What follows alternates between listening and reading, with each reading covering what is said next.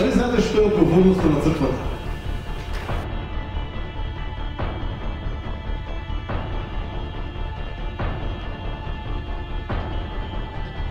Во која што ти припадиш.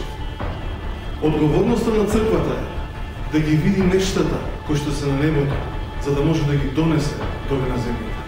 Тоа е одговорноста на црквата. Црквата има одговорност да види што има на небото, за да може да исполни оно што Исус го бараше таткото, кој што рече, како што е на небото, така нека биде доле на земјата. Како црквата ќе повика нешто што не го видела претходно? Како јас и ти ќе повикаме нешто, ако не знаеме што е тоа?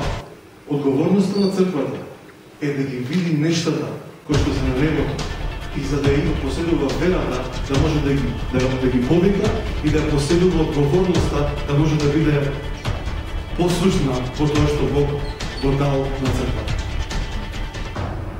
Одговорноста на црквата е да ги види нештата на небото, од кои ги види да се израдува во нив, да му даде слава на Господ, да му даде благодарност, да може да ги поверува дека се за нас, да може да ги донесе доле на земјата и да може да ги екзекутира, да може да биде функционална во нив.